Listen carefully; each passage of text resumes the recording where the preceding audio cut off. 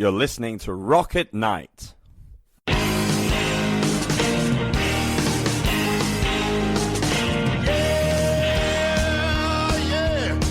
you ready? Hey, tonight I'm gonna take you on a little trip. We're going down south by the mighty Mississippi. I'm gonna take you to a place where lights never dim. Bring your mother, your brother, and your best friend. I'm gonna show you where they dance out in the street. They'll tell you all about your body heat. I'm not gonna talk about it, just gonna do it. Get on down, if you feel good now. Get on down. This is Charisse with Rocket Night Magazine, and today I am speaking with Natasha Petrou of the band Casual Wednesday. I had the pleasure of seeing her in August at the New Cross Inn in London. There was a special night where they had all sorts of punk bands and particularly feminist bands, and I saw her. I liked her music, and she describes her music as indie dream rock, reminiscent of bands like Paramore and Always. So let's get to know you, Tosh. Casual Wednesday. How did you come up with a name? I was in the pub with some friends and it was a Wednesday and we were trying to come up with some good names. A friend had just bought some products from Lush. It's like a kind of a Bath and Body Works store. And the first name we came up with was Lushbox, but we thought that was a little bit too on the nose, possibly a little bit suggestive. But as it was a Wednesday, one of my friends was like, how about Casual Wednesday? It's always a casual Friday, but why not Wednesdays? And we thought it was really funny, but we just kept saying it. And about half an hour later, we just kind of looked at each other and was like, that's actually quite catchy, isn't it? Let's go with that. So I said to him, do you mind if I nick that, mate? And he was like, yeah, go for it. And there it was born. It kind of rolls off the tongue and it's easy to remember too. I think hump day. Well, that's actually what I nicknamed my band. At one point they were all boys, so I was Casual Wednesday and the Hump Day Boys, and I feel like that's got a bit of a ring to it as well. Very, very cute. You've been into music for a while, but it looks like you really got the band off the ground during COVID. Is that correct? Yeah, so it's quite an interesting story. I've been writing music since I was tiny, maybe at 8 years old, but I never thought it would be something I could do with my life. And then I had a freak accident while playing roller derby and I broke 4 bones out of nowhere and I had to go on a lot of painkillers to manage the pain. And in that state of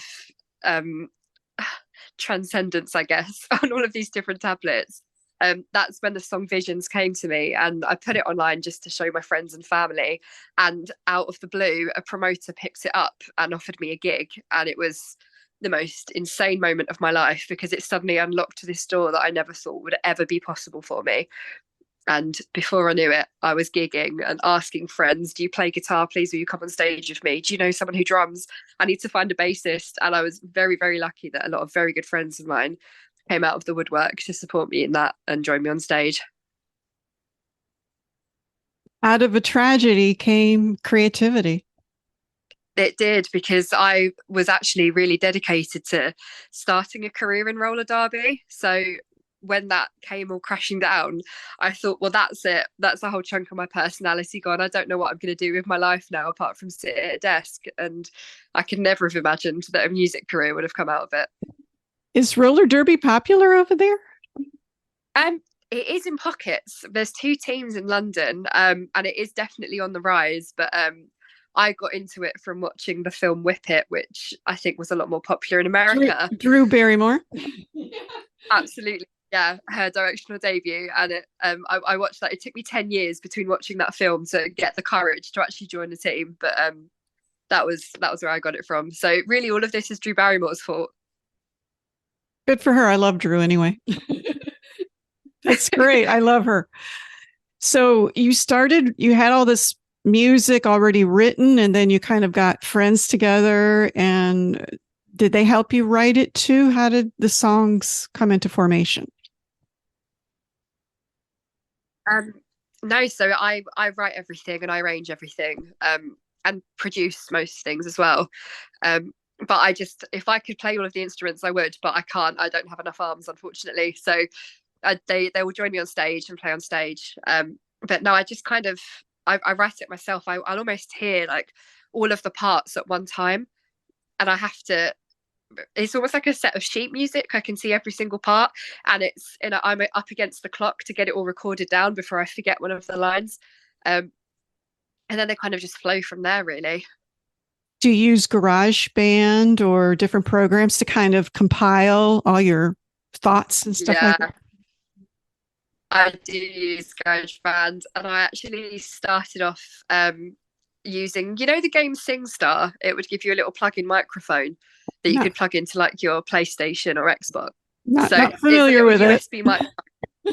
I'm a little bit It was a full older. thing. It was like a karaoke game for Oh, okay, PlayStation, and I gotcha. and I used to record using that microphone. That was how low tech my setup was. So yeah, it was like a free copy of GarageBand, this little microphone from a game console. I was going to ask you about your EP Visions. Did you record that yourself? The quality sounds pretty good. Thank you. I recorded most of it myself. I got some help on the bass and drums. So my friend Spike recorded the bass for me, and then my friend Maxie recorded the drums, and they really helped transform some of the tracks for me, especially Sunset Over Dagenham. A lot of the energy you hear, that's a lot of Maxie's influence in that. So I recorded some of it in a local studio. I really tried to kind of push it a bit because it really felt like it was going to be something quite significant for me, if not anyone else, but for me. So I wanted to give it as much justice as possible and do it properly. I'll tell you my favorite song that's been in my head all week. It's Visions. Thank you. I feel I like that's the unsung hero. absolutely love it. I mean, I that is one that could definitely be played on the radio. I think it's that Well, good. I wrote thank down you. really pretty melody, kind of psych rock, kind of has that kind of psych, not really stoner rock, but kind of a psych feeling. The ending is great with all the distortion and the guitars and stuff. I mean, it just sets off with a bang, but that song is fantastic. Thank you. That was the one that started it all. That was the one that I wrote while I was on the 4 types of painkillers, which probably makes a lot of sense from your description. Well, because of the psychedelic. If you're on Yeah, Vicodin or whatever, yeah. it was a big picture. I was dreaming sideways for like 2 weeks. It was a really strange time for me. Like I was almost hallucinating during the day because I was on so much medication. So the idea came to me, and I had to prop my guitar up on my leg cast to try and like balance it, and I had to go for it. It's like being on peyote or something, kind of. Yeah, you're right. It is kind of a psych thing. Whatever happened, it's fantastic. The first song, Visions, I love. It's really good. And there's the other one I really like, of course, is the punk one, Sunset Over Dagenham. Yeah, Tell me about that song and how that came into being. absolutely. So I live in a very tiny, insignificant little suburban town that is lost its identity somewhere between Essex and East London. And it's called Haynell, and there's a hill in Haynell in one of the estates, and in the distance you can literally see the sun setting over the Dagenham industrial estates. And Dagenham's quite, like, again, it's quite an industrial Essex area. It's where the Ford factory was. There was like a big feminist movement there as well, with all the women like it's becoming mechanics. And I was on the hill, I was with friends, I was wine drunk, and one of them wistfully turned around and said something about, look at the sun setting over Dagenham. And in my state of, I think I was about 4 cups of wine in, because we had paper cups, we weren't very classy up there. And I just went, oh, that could be a song. And then I started writing it down. It came to me at the time. It just felt like a really big joke. Like one of the lines, I'm rhyming the word bimbo with akimbo, and at first it was just going to be a little parody one to surround to my friends, but I was like, hang about, this has got legs. I need to like give this a bit of a turn it into something, and it now is like the crowning jewel of every show that I play. Everyone goes nuts at the end of it. It's great, and it's very punk, it's very alt rock, but the melody itself is very pretty too. You have a good voice. I like it. It really lends itself well to the jangly guitars and the sound that you have. Thank you so much. I was classically trained at school, so I sung opera for quite a while and did quite the big jump from opera to kind of indie punk, I guess. Well, that is quite a jump too from opera, but Yeah. your voice is very, very pretty. And I think I read someplace or saw that you studied English. Is that correct? I did English language at university. So you obviously like to write lyrics, and I'm sure there's a lot of metaphors and hidden meanings, maybe. Yeah, absolutely. Especially with that one, it was quite a bit of social commentary on. There's quite a big stereotype in Essex of, especially with the girls, like, you know, it's the done thing to have like quite a young family, and for the girls to sometimes not have ambition, and for the men just to get their big job in the city and put their suit on, and it's all quite monotonous.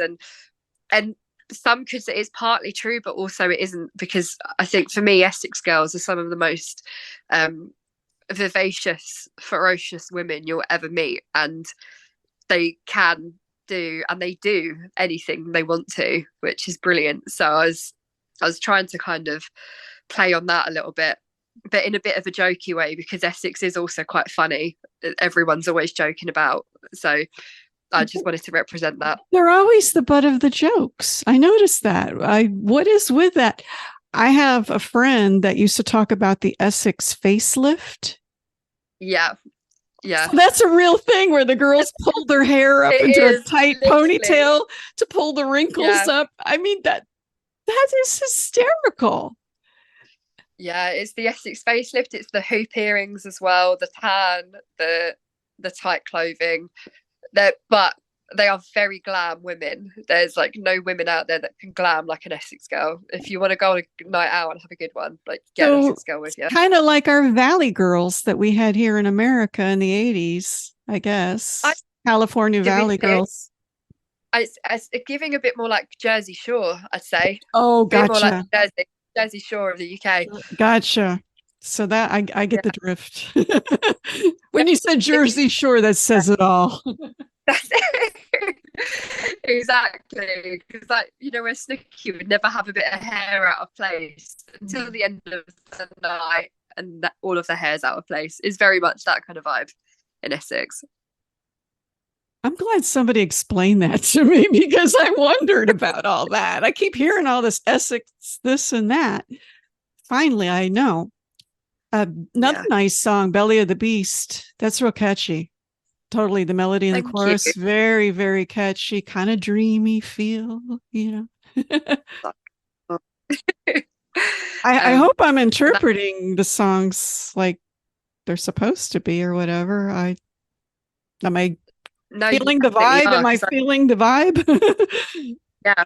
I'm going for like dream rock in general. It's somewhere like the kind of the what's the word I want to, like, you know how it was quite pop punky, like from Paramore and stuff like that. Yes. But then you've got like Bush, who's a bit all over the place, and she's very like kind of wistful and whimsical. So I guess Paramore with whimsy. That's the kind of dream. And that's where the dreamy kind of psych rock thing comes in. It's kind of like, ooh, you know, I like it a lot. And it's, like I said, I've been playing it in the car all week. So. It's honestly so mad to me. Thank you so much.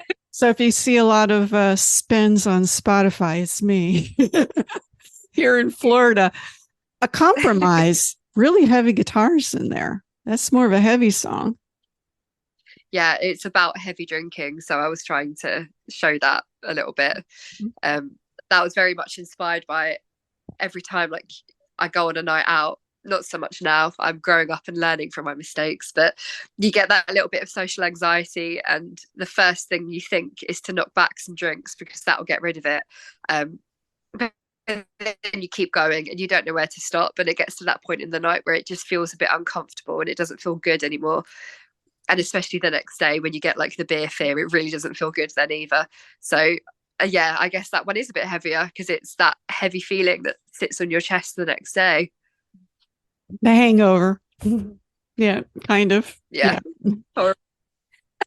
Now, the band that I saw in August, you currently have different people now. Who's in your band right now? Yeah, so at the moment I've got my friend Cam on guitar, my friend Lucas on bass, and Jacques on drums. So they're my most regular members of the band. Occasionally, if there's like other things come up, like a few of them are in other bands as well, then I've got like a network of friends. So I'll get kind of sub in people here and there who know the songs. That brings me to my next question. The scene in London, there's a lot of venues and a lot of musicians. Tell me about the competition there. What's it like being a musician over there?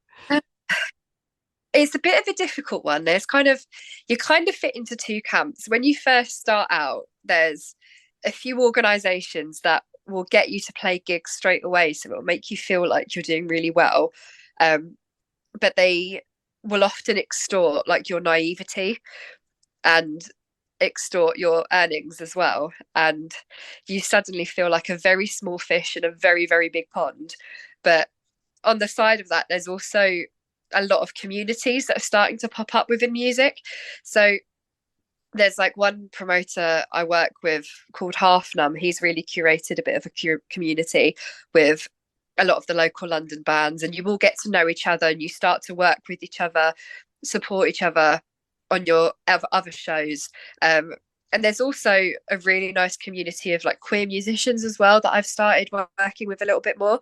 And we're all like very protective of each other in that we all want to make sure that we've all got the right knowledge and the right skill and the right know-how. So if we go into a situation, we know that if something's not right or if we need to change something and how to stick up for ourselves and stuff like that really helps, because that you might end up doing less gigs, but the gigs you do are of really great quality because you're with people that are very dedicated to keeping the spirit of it alive there, as opposed to just using it as a cash cow.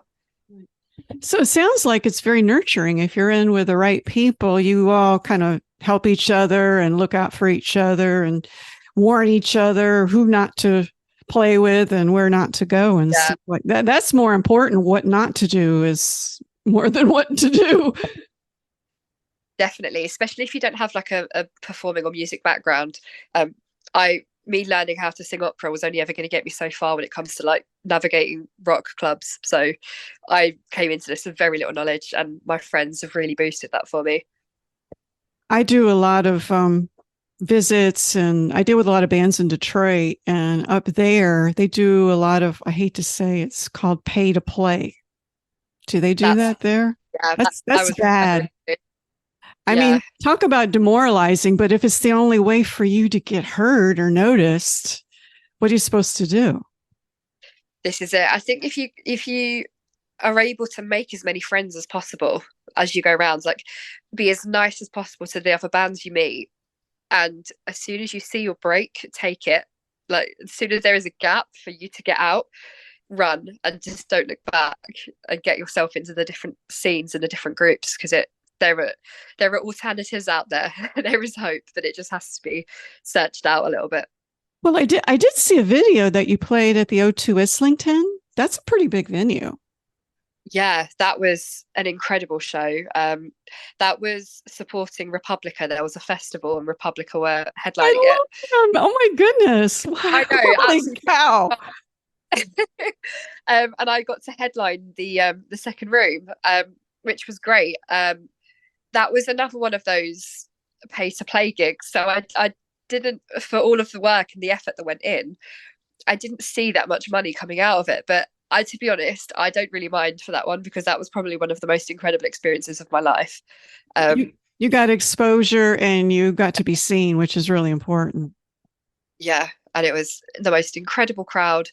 I had released Sunset Over Dagenham on SoundCloud, not even Spotify, about 4 days earlier. and the crowd was singing it back to me, which I did not think would be possible. It was probably the biggest amount of euphoria I've ever felt in my life, having a full crowd in a big venue like that, and they are all singing my lyrics. Absolutely mad. Wow, that's fantastic because yeah, I've reviewed stuff there. I've shot photos there at the O2 Islington, and it's a big place. And when I saw you were there, I thought, whoa, that's coming up in the world. That's a good Yeah, place. Are definitely. you writing new music now? What are you up to these days? Yes, I've got 4 songs that I'm hoping are going to come out um at the end of this year and in the beginning, like periodically the next few months. Um, this is the only issue with juggling this rock star life with a 9 to 5 and trying to move house and trying to navigate all of the other turmoils that life likes to throw your way. So it has been delayed a little bit, but I have got 4 songs. One of them's got a music video. There's 2 other music videos planned. Um, I am taking my time with it, but it's because I want to get it right and I want to be as thorough as possible and do the best job I can with it. But I'm really excited for them to come out. I think I saw on Instagram there was a video of you on like a little horse or something. Is that like a little kid's horse? It was hysterically funny. I It tell me was, about that. so that's for a song coming out called Blind Spot Over the Crucifix. So that was actually an exercise bike with a What a title. horse's head. I know, exactly. But that was from a funny one as well, because my friend was driving me home and I was trying to point out a really pretty church that was in front of us. And she's like, I can't see it, babe. I can't see it. And I was like, it's just right in front of us. And she just turned to me and went, the crucifix just must be in my blind spot. And luckily, we were about 2 minutes away from home. I said to her, you need to take me home right now. A song idea is coming. I have to write it down this second. I cannot lose it. And it has turned into one of my favorite songs to play live and another one that gets a good sing along. So I inspiration can just strike at any time, literally. What a story. I'm looking forward to seeing that video. It looks like it's going to be pretty cute. Yeah. So geez, we're almost towards the end of the year, 2024. Do you plan to play at any festivals next summer? That's usually your festival season. Yeah, I'd love to play some festivals. If any festivals would like to have me, I'll be there ready and willing to go. That'd be really You good. kind of like promote yourself into the punk realm or more alt indie or feminist queer? I mean, how are you marketing yourself? A bit more alternative indie and definitely feminist queer. I think that's a new thing for me as well, because I didn't lean into it so much before. I think I was a little bit nervous to do that because that's obviously quite a distinctive way to promote yourself. But in doing that, I've then found the musicians that align with me better. So I think that's definitely the way I'm going to keep going. Well, I look forward to hearing more music from you and the band. Any gigs coming up that we need to know about? We can put the word out for you. Got a gig on Monday that's coming up, Oh, and that's going to be at the Star in Shoreditch. I've got a gig on the 11th, which I think is going to be at Temple of Arts and Music. And then another one on the 21st of December. And then I have a very exciting gig coming up next year in February. I think it's February 20th, which is going to be at the Hope and Anchor, which I'm really looking forward to, because that's with an organisation called Loud Women, who work in the UK and the US to promote kind of female and queer punk and indie music. So I'm really excited to be playing that gig. excellent. Is there anything that you would want people to know about you or the band that we should get out there before we say goodbye? Because time's almost out. So I would just say every little helps when it comes to streaming and sharing, because it's tough out here and there are a lot of sharks. I'm just a baby little fish that's swimming about making her silly little songs. But I guess if you are someone that daydreams a lot and feels a little bit lost, and you were probably a bit of an emo kid back in the day, maybe you even had a Twilight obsession, maybe you still have one, I don't know. But if that's you, then you will probably like my music, and I'd love for you to find it and to connect with it and connect with me through it. well said. It's been a pleasure speaking with you, getting to know you a little bit better. And we're definitely going to be following you as you put out new music. Let me know about it. So we'll get it out. We'll help you and get it out there. We definitely promote female artists. Yeah. I'm a feminist, so we want to be able to help women get their work out there too, just to let you know, because there's a lot of competition, and if we can do anything, we will. That is so lovely. Thank you so much. Honestly, it's been great. All right. Well, see you later, and keep in touch. Thanks a lot. Well, thank you so much, Elise. I'll speak to you soon. Bye-bye. Bye-bye. Here is Casual Wednesday with Visions.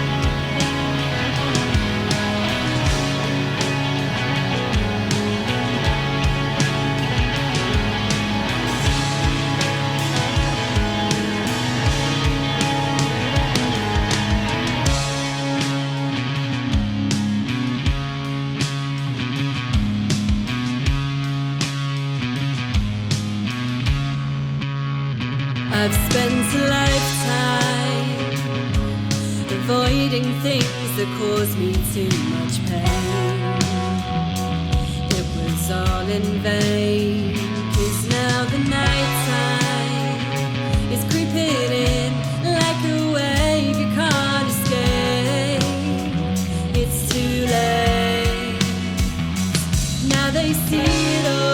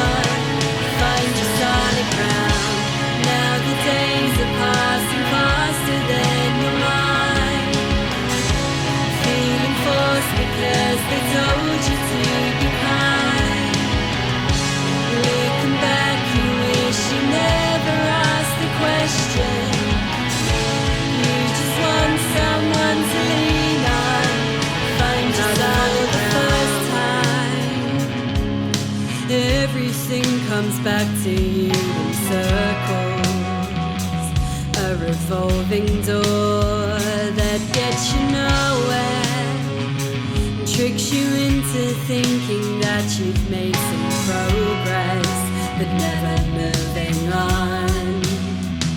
If I could speak to you, if I knew what made you feel good, I could prove to you